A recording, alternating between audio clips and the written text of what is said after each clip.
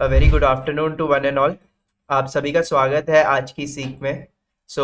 मैं सबसे पहले शुक्रिया करना चाहूँगा धर्मेंद्र जी को। काफ़ी अच्छा उन्होंने एक इंसाइट दिया वोलेटिलिटी के ऊपर। जैसे ही हमने डिस्कशन किया था वोलेटिलिटी के बेस पे, तो वो जो बात कर रहे थे वो सारी नॉन डायरेक्शनल स्ट्रैटेजीज के बारे में बात कर रहे थे, जहाँ पे you can go for long straddle, long strangle and similarly short भी। तो ये जो स्ट्रैटेजीज है, यहाँ पे हम डायरेक्शन नहीं देखते, बट कई ट्रेडर्स हैं जिनको डायरेक्शन डिनोट करके डायरेक्शन के बेस पे ट्रेड करना भी अच्छा लगता है। तो आज की सीख में मैं आपको वो बताऊंगा कि किस तरीके से हम डायरेक्शन को आइडेंटिफाई करते हैं।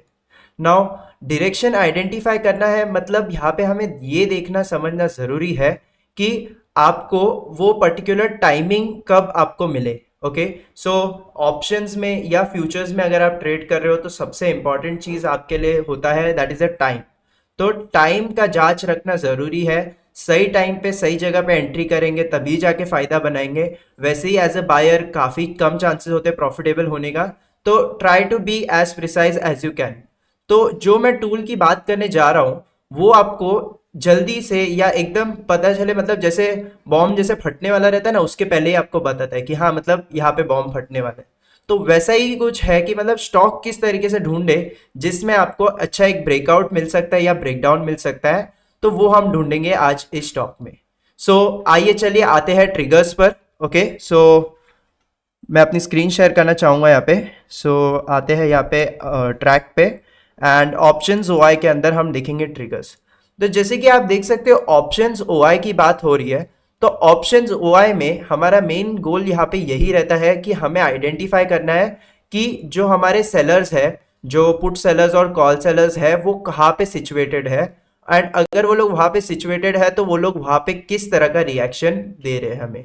ओके, सो ट्रिगर्स पे आने से पहले एक बार मैं ओपन इंटरेस्ट पे आ जाता हूँ टू आइडेंटिफाई कि किस तरीके से ट्रिगर्स वर्क करता है। यहाँ पे ओपन इंटरेस्ट पे आते हैं तो यहाँ पे आप देख सकते हो कि यहाँ पे आईसीआईसीआई बैंक लगा है। Just change it to Nifty.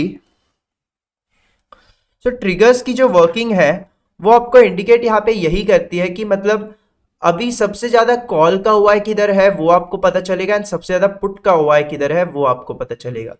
Now जैसे कि हम ये चार्ट देख रहे हैं, तो ये चार्ट में अगर हमें डिफाइन करना है कि सबसे ज्यादा हुआ है किधर है, तो आप देख सकते हो कि आज के दिन में फ्रेश पोजीशन 24,000 में सबसे ज्यादा पोजीशंस बनते हुए दिख रही है। ऑलमोस्ट यहाँ पे कुछ 1 लाख का ही ओआई हम पहले देख रहे थे, अभी कुछ 30 लाख का ओआई देख रहे हैं। 30 लाख भी नहीं, अराउंड 3 करोड़ का पोजीशंस हम देख रहे हैं, जहां पे 2 करोड़ 90 लाख पोजीशंस आज हमने बनती हुई देखी है। सिमिलरली उसके साथ साथ अगर हम सपोर्ट की बात करें या पुट सेलर्स की बात करें, तो सबसे ज्यादा पुट सेलर्स हमें अराउंड 23,900 पे दिख रहे हैं। ऑलमोस्ट अराउंड 22 लाख पोजीशंस दिख रही है, सॉरी 2 करोड़ 27 लाख पोजीशंस दिख रही है, जिधर 1 करोड़ 73 लाख पोजीशंस अभी बनी है।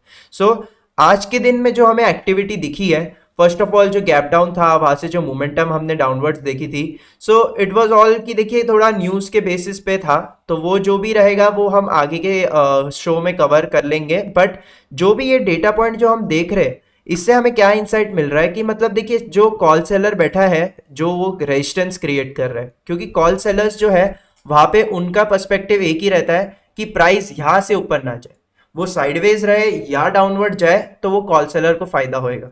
सिमिलरली पुट सेलर का ऑपोजिट रहता है, पुट सेलर को यहाँ पे ये पर्सपेक्टिव रहता है कि प्राइस यहाँ से नीचे ना जाए, चाहे वो साइडवेज रह जाए चाहे वो ऊपर चले जाए, वहां पे उनको फायदा होता है। तो ये चीज का जो ध्यान आपको रख के यहाँ पे ये पोजीशंस के बेस पे आपको रेंज आइडेंटिफाई करने को मिलती है कि आज के दिन में या ये गिवन एक्सपायरी में आपको क्या रेंज आइडेंटिफाई होते हुए दिखेगी। तो आज के दिन का रेंज देखे तो 24,000 से लेके ऑलमोस्ट 23,900 का देख सकते हैं। तो जैसे कि आपने ऑब्जर्व किया रहेगा, निफ्टी का प्राइस भी कहीं उसी बीच में घूम रहा है। तो ये एक इंसाइट आप ले सकते हो यहाँ पे कि मतलब जहां पे भी आपको सबसे ज्यादा पोजीशंस दिख रही है ना, वहां पे ही हमें सबसे ज्यादा एक्शन भी दिखता है। तो यही चीज ट्रिगर्स में अगर हम आते हैं तो आप देखेंगे कि ट्रिगर्स में आपको यही चीज दिखाई जा रही है कि मतलब देखिए हाईएस्ट कॉल का डेटा दिया गया है, हाईएस्ट पुट की डेटा दिया गया है, कौन सी स्ट्राइक्स में है वो सारी स्ट्राइक्स आपको यहाँ पे दी है स्टॉक टू स्टॉक। तो यहाँ पे सारे स्टॉक्स की डेटा आपको दी गई है, सारे स्टॉक्स की करंट फ्यूचर प्राइस भी आपको यहाँ पे दी गई है।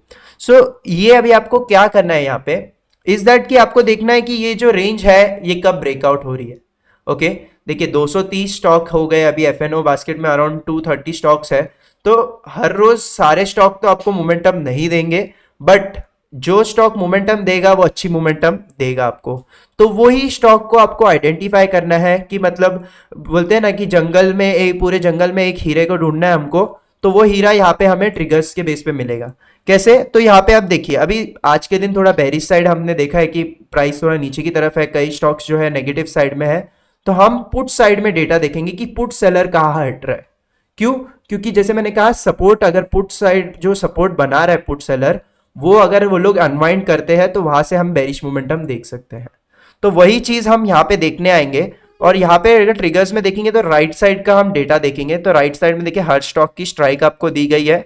नाउ ये पुट डिफरेंस क्या है? Put difference is the difference between जो करंट फ्यूचर प्राइस है और स्ट्राइक प्राइस है, दोनों के बीच का डिफरेंस है। तो जैसे कि आप देख सकते हो 450 का स्ट्राइक है और 415 का लेवल है। तो ऑलरेडी ब्रेकडाउन हो चुका है आरती इंडस्ट्री में। ऑलरेडी हम देख रहे हैं 8% वो नीचे चल रहा है एंड सेलर्स में हम थोड़ा एग्जिटिंग देख रहे हैं। ओवरऑल एब्सोल्यूट ओआई भी आपको दिया गया है। अभी इसमें से स्टॉक ढूंढेंगे कैसे? तो सबसे इंपॉर्टेंट चीज यहाँ पे हमें यही पता चलती है कि देखिए सेलर जो है ना, सेलर का एक यहाँ पे हम रूल समझ जाते हैं कि सेलर जो है उसको अनलिमिटेड लॉस होता है। सो अगर सेलर को अनलिमिटेड लॉस होता है तो सेलर का हमेशा एक पर्सपेक्टिव यही रहता है कि वो थोड़े पैसे कमा के ही will take an exit. Okay, तो कभी भी सेलर्स के व्यू ज्यादा बड़े नहीं रहते। They just want that theta DK से जो प्राइस नीचे गिर रहा है वो आपको उसका फायदा रहता है। तो सेलर जो है अगर सोचो इतना छोटा फायदा देख रहा है तो उसका स्टॉप लॉस तो और ज्यादा छोटा रहेगा, right? So my point is कि यहाँ पे सेलर्स जो है उनका रिस्क एपेटाइट काफी कम रहता है। तो अगर उनका रिस्क एपेटाइट कम है दैट मीन्स कि समवेयर वो लोग जो है जल्दी एग्जिट कर देंगे। अगर थोड़ा सा भी नुकसान दिख रहा है वो लोग एग्जिट कर देंगे, नई पोजीशन बना देंगे on a higher level, on a lower level, या कोई दूसरा स्टॉक चुन लेंगे, बट वो लोग अपना नुकसान इतना नहीं होने देते। सो वही चीज का हम डेटा देखेंगे कि चेंज इन ओआई में देखेंगे कि सबसे ज्यादा सेलर हट रहे कहाँ है। तो अगर मैं यहाँ पे करता हूं तो आप देख सकते हो कि ओबेरॉय रियलिटी है जहां पे हम सबसे ज्यादा सेलर्स को हटते हुए देख रहे हैं। Almost 40% of the positions have been unwinded. तो अभी 40% पोजीशन हट रही है तो एक इंडिकेशन तो यहाँ पे आपको मिल रहा है कि मतलब 2200 का जो लेवल है वहां पे थोड़े पुट सेलर हटते हुए हम दिख रहे हैं। बट अगर आप देखेंगे कि 2200 का अगर लेवल है बट करंट फ्यूचर प्राइस देखेंगे तो 2286 है, ठीक है? तो हम देख रहे हैं कि अभी काफी ज्यादा दूर है, करंट मार्केट प्राइस जो है वो स्ट्राइक प्राइस से कहीं दूर है। तो हमारे लिए ये आज के दिन में इंक्लूड नहीं होएगा। क्यों? क्योंकि हमारा टारगेट भी रियलिस्टिक है कि हमें यहाँ पे ज्यादा कोई इतना बड़ा मोमेंटम हम एक्सपेक्ट नहीं करते कोई भी स्टॉक से। 1-2% का रेंज रहेगा तो वो हम एक्सपेक्ट कर सकते हैं। तो वही चीज हम यहाँ पे देख रहे हैं कि मतलब देखिए जैसे पुट डिफरेंस के बेस में हम देखेंगे कि जो भी ग्रीन कलर में है वो आपको बता रहा है कि हाँ ये ग्रीन वाले जो स्टॉक्स है वो आपको दे रहे हैं इनसाइट्स कि हाँ यहाँ पे ये जो स्टॉक्स है इसमें से हम एक अच्छी पिकआउट्स ले सकते हैं क्योंकि ये अभी वो ही रेंज में है। जैसे देखिए जीएनएफसी की बात करें तो वो अभी अपने 600 का लेवल को नीचे तोड़ा है। सिमिलरली आईसीआईसीआई बैंक की बात करें तो यहाँ पे देखिए उसने लेवल तोड़ा है। एचसीएल टेक है जो it is very near to the support level. तो इस तरीके से हम वो देख पा रहे हैं एंड साथ साथ में हम चेंज इन ओआई भी देख रहे हैं विच इज़ नेगेटिव। ओके, तो अगर आपको यहाँ पे एक पैरामीटर सेट करना है या एक टारगेट सेट करना है कि यहाँ पे इतने सेलर्स चेंज इन ओआई होएगा तो उसमें हमको यहाँ पे दिखेगा कि मतलब इतना चेंज इन ओआई हो रहा है तो इतने पोजीशंस हटने चाहिए। तो चेंज इन ओआई मिनिमम -10% होना चाहिए और जो पुट डिफरेंस का रेंज है वो आपको अराउंड यहाँ पे ग्रीन में जो दिखा रहे उसमें आप सिलेक्ट कर सकते हो। तो एक जस्ट फॉर एग्जांपल अगर हम देख ले क्विकली, यहाँ पे देखिए ग्रेसिम लिमिटेड है जो अभी यहाँ पे एक ब्रेकडाउन करके काफी नीचे जा चुका है। बट ये मैं अभी थोड़े 10-15 मिनट्स पहले ही देख रहा था फॉर एन एग्जाम्पल। तो आप देख सकते हो कि यहाँ पे एनालाइज में चार्ट ऑर्डर ट्रेड पे आ जाते हैं तो ग्रेसिम में हमने एक अच्छा ब्रेकडाउन देखा है। ओके, सो ग्रेसिम में अगर आएंगे तो 1 मिनट में मैं टाइम फ्रेम डाल देता हूं। सो यहाँ पे आप देख सकते हो कि एक अच्छा ब्रेकडाउन हमने देखा है मॉर्निंग से। ओके, मॉर्निंग से ब्रेकडाउन देके देखिए यहाँ पे एक थोड़ा सा सप्लाई लेने वापस आया था एंड यहाँ पे से देखिए डेज लो पे आपकी एक एंट्री बन सकती थी। डेज लो ब्रेकडाउन पे आपकी एक एंट्री बननी चाहिए थी। यहाँ पे स्टॉप लॉस आप स्विंग हाई रख सकते थे।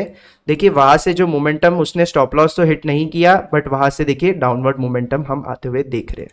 सो इसी तरीके से आप ट्रिगर्स से स्टॉक को पिकआउट कर सकते हैं जो ब्रेकडाउन या ब्रेकआउट करने वाला है, एंड उसके बेस पे आपकी डायरेक्शनल ट्रेड बन सकती है, राइट। सो आई होप ये कंटेंट आपको समझ आया होगा। Thank you so much everyone for watching. And अभी हमारे पास साथ ज्योति जी आएगी मार्केट मील के शो के लिए, एंड वो बताएंगे कि किस तरीके का न्यूज रहा है एंड किस तरीके के हम स्टॉक्स को देख सकते हैं, right. So thank you so much everyone for joining.